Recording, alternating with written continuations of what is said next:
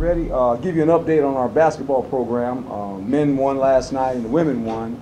I got to go over there at the beginning of the game and was able to sit with Ray and his lovely wife Buffy, and took a little break from over here and walked over there and watched it a little bit. So I'm happy for Danny, for our basketball team, obviously, yeah, both of them. And, it's always fun when you're in a college atmosphere to watch the student athletes participate. You know, sometimes as a head coach, you get so caught up in what you do. And I can remember being, invited to the women's softball game, and I was excited about going over there. So I try to catch our teams playing. I've gone to some baseball games. I've gone to swimming. I try to make my way around. I just think it's part of the culture that has been set here. And I visited with a lot of the coaches. I enjoy going to games. I just do. I like to watch athletes compete and watch how coaches coach. I think you learn something, regardless of the sport, how coaches handle situations. And it's always, for me, I like to watch those things. So congratulations to both teams, the women's basketball team and the men's last night got their first win. It's been 2 days of pretty good focus for us. And I think the players realize that there are a lot of things swirling in the air, and what we're trying to do is not get caught up in that. We're just trying to get caught in the process. And I'm a big believer, every day you come to work, you got to get better. I think you folks believe in that in your chosen field of what you do. You have to get better every day. How you deliver a story, how you look at a story, how you come to the conclusion of what can catch the viewer's eye or the reader's mind. I've worked in television. I understand that. It just can't be bland. What catches the person's eye? What are you going to say? What story are you writing that's a little bit different, different spin? I did that for 9 years. I understand how difficult that is for you folks, but that's a part of it. And I just think you try to get better every day. I do that as a person every day. I try to better myself. I try to better players and coaches. And I think for the most part, our guys understand where we're at. We got to win a game. This is real important. It's every week you got to win a game. This one is important. We haven't won 3 in a row. This is a good football team. I know there's the record. People say the record. They have good athletes. They move the ball. They can do some things on defense that discourage you. So we have to be prepared. There's a lot of distractions. Senior day. All these things become part of how do you deal with that. And I think so far, I think our players have focused on football on the field, which is important. This is your first senior day experience at Coach College. What's that like, or what do you anticipate being? I have no idea. I don't know. I have to go through it. And I've gone to a high school game where it was senior day a couple Fridays ago. I couldn't attend my son's senior day. My wife did. He was an athlete at San Diego State. I was coaching football. So it's an important day for the families. The families will be here Saturday. I will address them and thank them for allowing their son to attend this university. Most of these kids I did not recruit. They were here before I got here, but I've gotten to know them. I respect them. I respect what they have to do. And it's hard when you're a senior, when a new coach comes in, because you don't know, exactly what he's thinking or how he's going to do things. And I've been fortunate to garner some relationships with some of them. And I want to just thank their parents for the job they did of parenting. That's a hard job, and I understand that. I have an older son. I have 2 daughters. And parenting's hard. It's very difficult in today's world. When you become a parent in today's world with young ones, you realize that. It's a different world than when I grew up in. So that's what I'll do this week, and I'll figure it out as they go. They get introduced and all the other. They kind of told me how to do it, and I'm going, okay. And I've seen it, and there'll be some tears and there'll be some emotion and all that, and then after that they're gonna kick the ball off and then got to play football.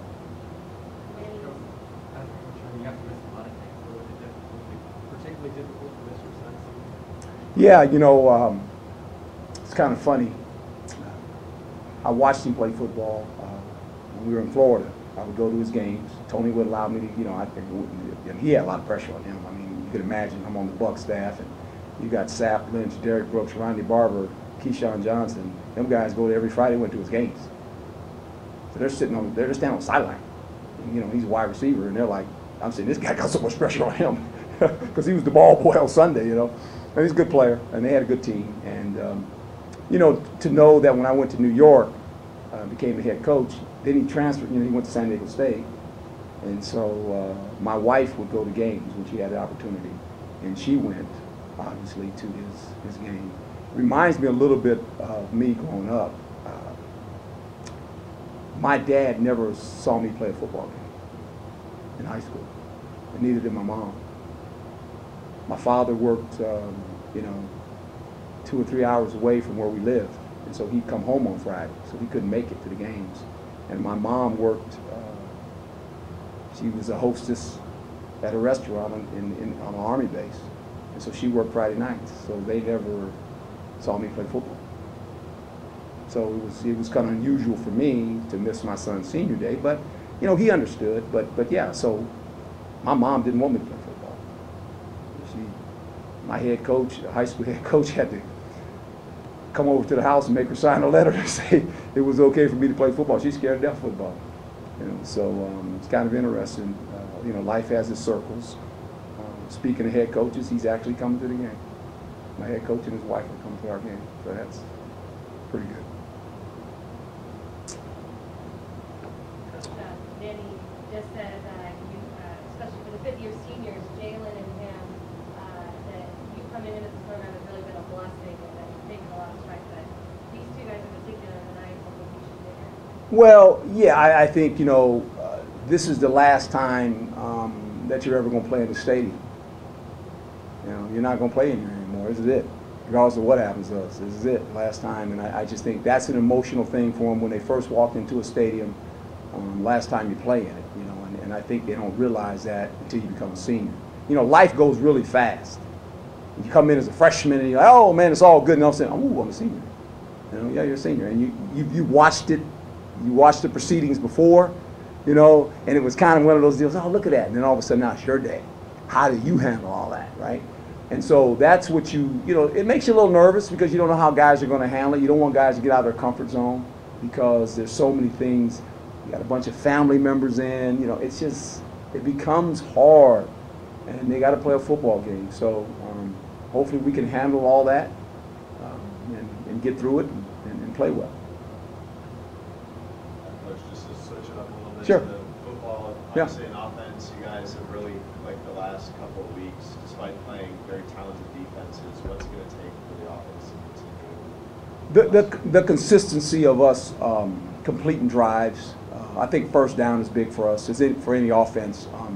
When you play ahead of the chains, you have a chance to convert third downs, and we've done that the last 2 weeks. We've been pretty good at converting third downs. That opens up your offense. It keeps the defense on the field. Then the full display of your offense is shown. Now you can run it, you can throw it. Guys get offense is like anything else. They get confidence once they run more than 3 plays. You can start getting into 6 plays and 7-play drives.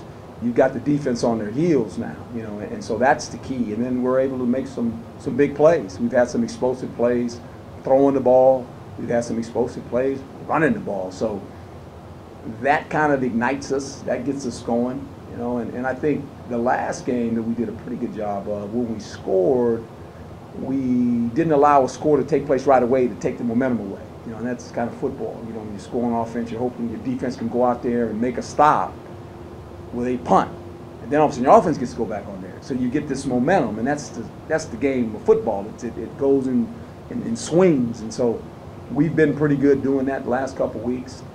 They played well, and hopefully they got to continue to play well. This team can score points. They've got some talented players, so we got to score points. There's no doubt about that. You said your mama was scared of you playing, so where did your love for the game, and how did you balance that dynamic?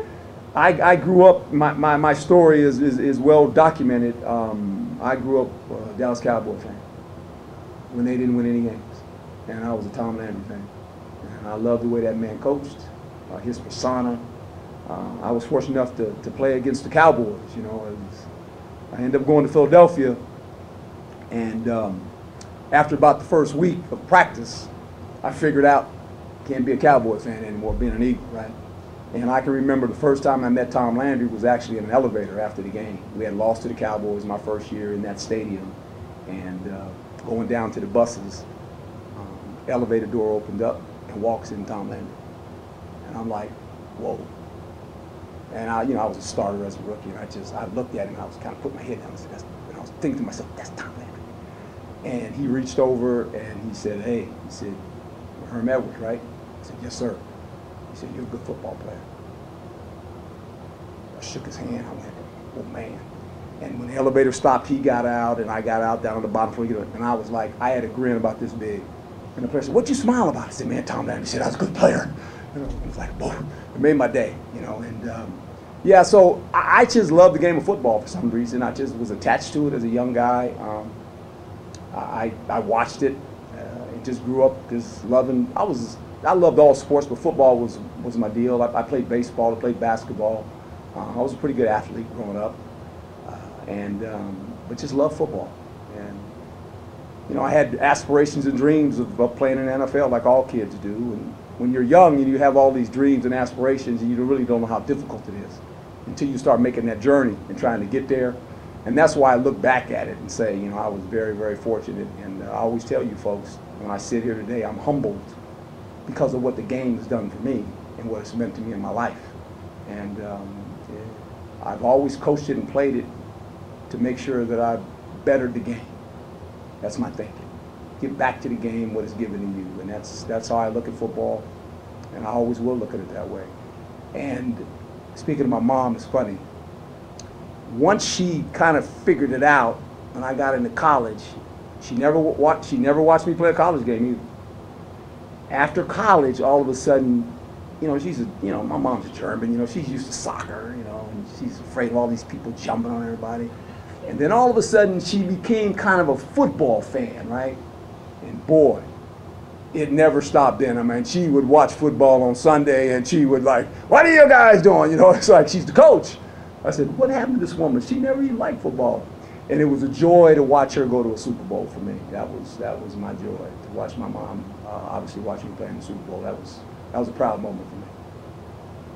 And on August 1st, August 1st. You started preseason camp.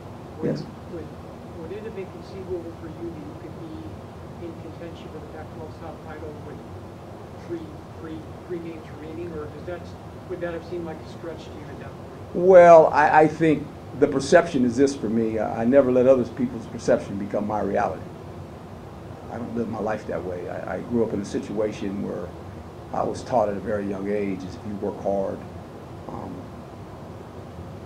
you can make a life, and it's your life. You don't let anybody predict what you can do or what you can't do. My mom and dad taught me that. And, when I took this job, I was very, very upfront. I said, hey, we're trying to win the Pac-12 championship. I mean, what am I supposed to tell my team? Well, we're going to win a couple games. You can't do that. I mean, I'd never think of doing anything like that. And so I just think, there's a process to it. We're still going through it. I knew that when you hire a staff that basically you have no idea how they coach together. They have no idea who their head coach is. The players have no idea who I am. Two guys on the staff knew who I am, and it's Nate Wainwright and it's Kevin Mawai. Other than that, everybody else is like, okay. And when you start, it's a journey that you travel, and there's a process to it. And once the season starts, you got to try to win football games, and you got to figure out what your team is too. And it's taken some time to figure out what your players can do well. I mean, there's some things that I'd like to do different, but our players are set a certain way, and we're going to do what we can do to help them be successful. You'll see a change a little bit more next year on what we do because we'll have different players. But I just think that you got to give credit to the coaching staff. They deserve the credit, and the players, because they do all the work. I mean, I do my share of work. I'm not saying I don't work, because I do. But they coach them every day. I coach everybody. I don't coach one group. I coach everybody. I mean, I coach everybody in this building. That's my job. And it starts with the coaches, equipment guys, trainers. It doesn't matter. I'm in everybody's ear. I pick my moments. And then the players. And all you can do as a coach is put them in position so they can individually have some success, and then make them understand that the team is the big winner, and you need each other to play well. And I think the last couple weeks we've kind of found some rhythm, and hopefully we can keep that rhythm up and continue to win games. And this will be a tough game for us. I told our team this is the toughest game you play all year. This is a tough one. I've been there before. I've been down this road before. It's just the toughest one you're going to play, and we got to prepare them. And then we're going to walk out here Saturday. And if we leave it on the grass, like I always say, we can live with the result of what happens.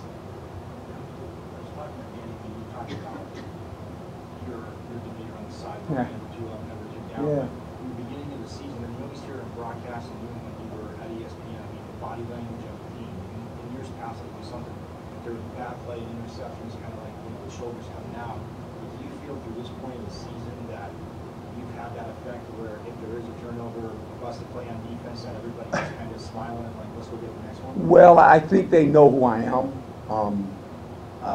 My personality. You know, it's funny because I think because I've been on television and people watch you on television, they think you're this guy that, oh, he's just, no, when we compete, I'm pretty much level. You know, that's just who I am, and it's probably, I learned that from the position I play, playing corner.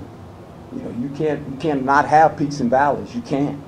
You have to be very, very almost comatose. It's like you flatline everything. You're excited inside, but you got to think. And so I'm a thinker. When the game is being played, you know, people think, what is he doing? I'm thinking. I'm thinking of the next series. I'm thinking of the next play. I'm looking at the clock. I'm looking at the situation. There's a lot rattling through my brain. And so I want to stay calm, and I watch my players. I mean, I watch them. And when there's a negative play, I make sure I get to the group the time they come off the field to let them know, we'll fix it. It's going to be okay. I hit every group during the game.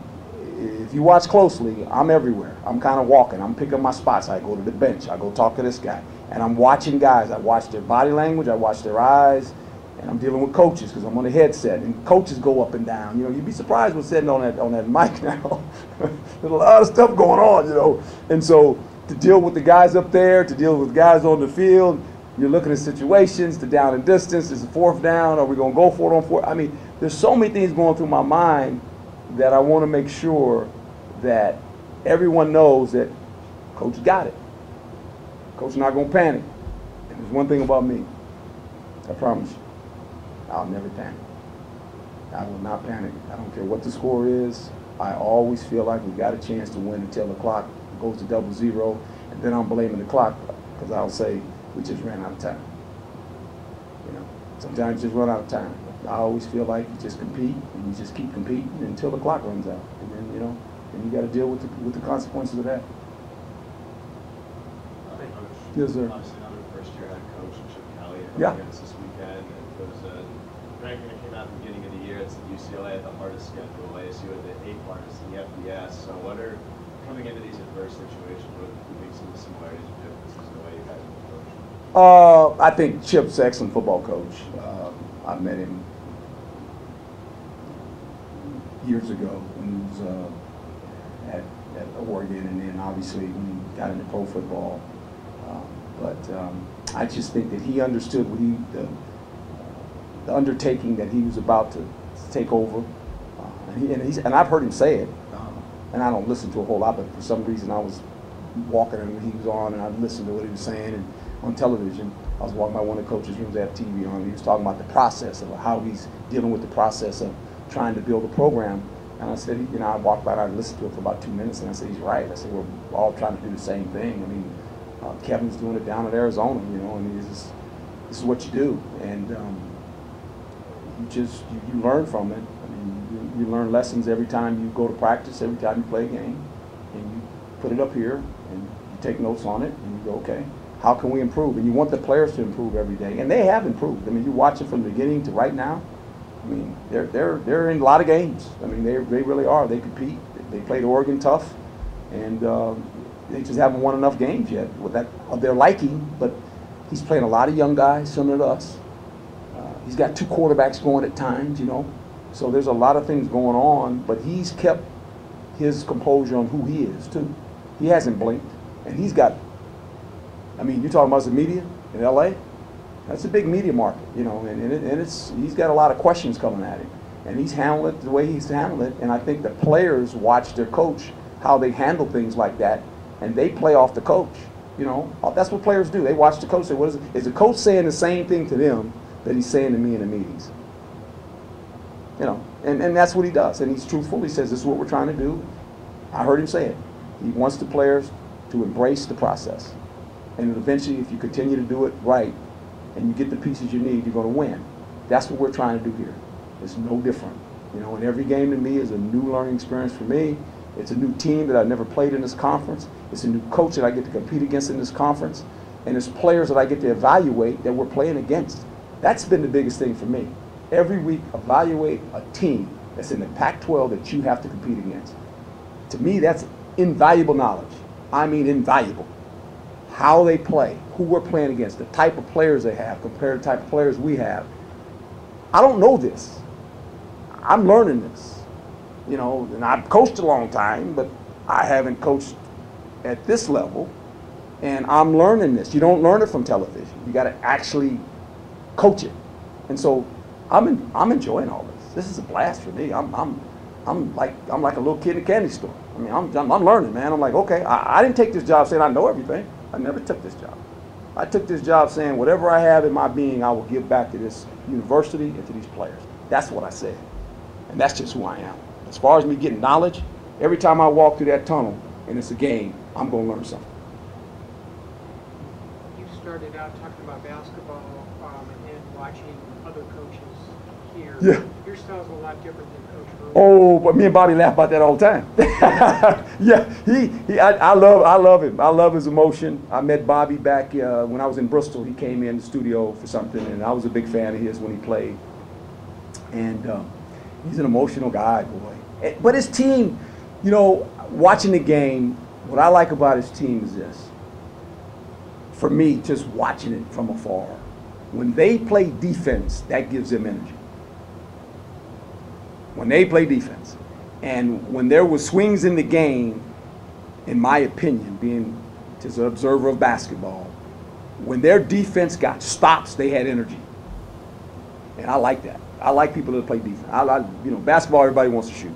But when people actually play defense and they play without the ball, it's fun to watch. And those guys play that way. You know, and he's got some big guys compared to what he had last year. They got some length now. They got the one guy. What's his name? He looks like a strong safety. He probably play for you. What's that kid's name? Cork. Yeah, he look like. We don't have a guy that big. He might get in and try to come over in the spring. So you know, I love it. You know, I love the women's game too. I just think because I have daughters that play. I've always said this: if you want to see the fundamentals of basketball coached and played, go to a women's game. They do it the best.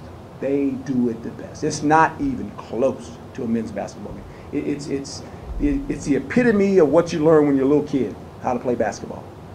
And women do a phenomenal job of watching, of doing that, orchestrating that. So I love to watch the women as well. So I'm just a fan. I'm just a fan. You know, it's good to be a fan.